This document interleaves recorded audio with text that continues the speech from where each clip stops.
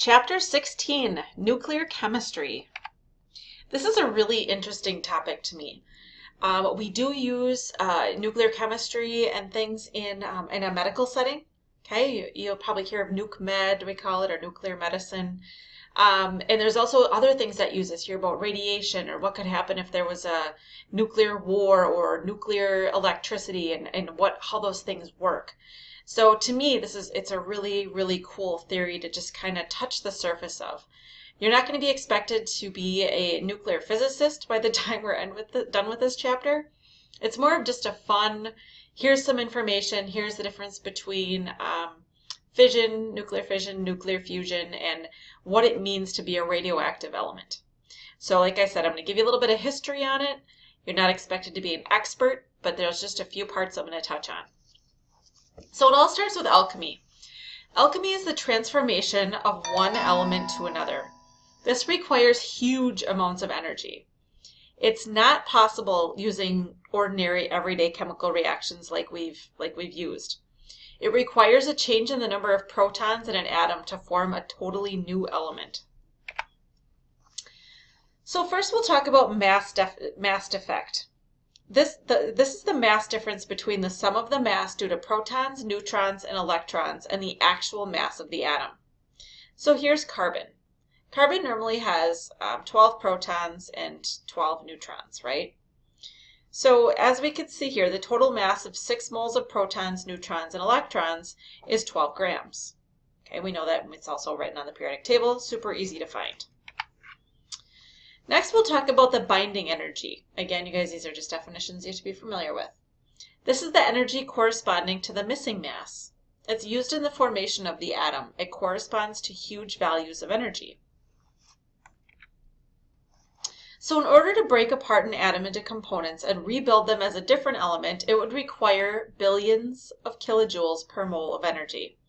There's no way a chemical reaction can produce that much energy. So that brings us to these radioactive atoms. These are atoms that undergo spontaneous change in their nuclei, and we call these radioactive elements. The nucleus of the atom is usually held together by a very strong force. It overcomes the repulsive proton-proton interactions. The neutrons in the nucleus help reduce that propulsion. When we look at the neutron to proton ratio, there's roughly 1:1 for non-radioactive light elements. When the atomic number is larger, more neutrons are present than protons in stable isotopes.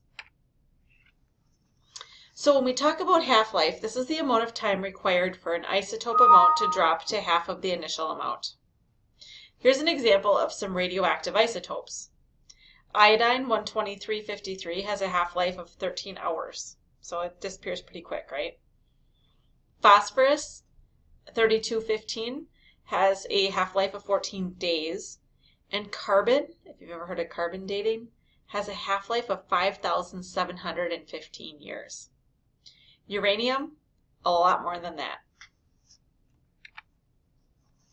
So we look at the full symbols for neutrons and protons. They show both the mass number and the atomic number. Okay? So the mass number is the number of protons, neutrons on top, and the atomic number is the number of protons. So why do neutrons and protons have the same mass number? Why is the atomic number for a neutron 0, and why is the atomic number for a proton 1? Well, they both have a mass of 1 atomic mass unit for protons and neutrons. The atomic number for a neutron is 0 because it doesn't have a proton, and the atomic number for a proton is 1 because the atomic number is the number of protons. So we look at full symbols for electrons and positrons. A positron is an electron with a positive charge. I know, sounds crazy, right? A positron is an example of antimatter, or an anti-electron. So we can see the mass number, the number of protons plus neutrons here. And then we've got a charge of -1 and +1. Electrons -1, a positron is a +1. Beta decay is the conversion of a neutron to a proton when the nucleus ejects an electron. The neutron then turns a proton and an electron, turns into a proton and electron. So we can see that here. You see this little electron being spewed out into space, right? So we watch the neutron, and the 14-6 carbon nucleus is a neutron rich and radioactive. The former neutron is now a proton.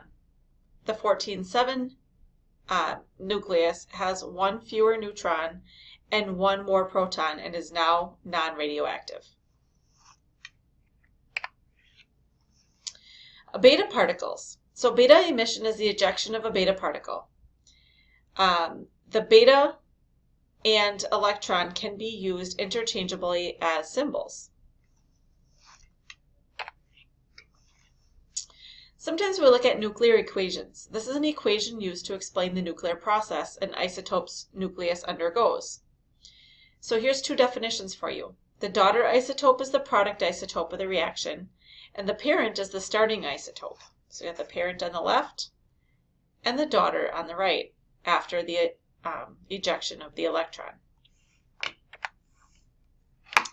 So again, positron emission is the ejection of a positron from the nucleus and the conversion of a proton to a neutron. So we watch this proton. The parent nucleus is neutron poor and radioactive. And the daughter nucleus has one more neutron and one fewer proton. With electron capture, electrons entering the nucleus from the outside of the nucleus. So the conversion of the electron and a proton to form a neutron in the nucleus. So here we're watching this proton. The parent nucleus is neutron poor and radioactive. The new proton is now a neutron. The daughter nucleus has one more neutron and one fewer proton. Next is alpha decay. An alpha particle emission releases a particle containing 2 protons and 2 neutrons. So here's an example of an alpha particle of helium. We have a large parent isotope with an alpha particle and a smaller daughter isotope. We also have gamma radiation. This is something you may have heard of.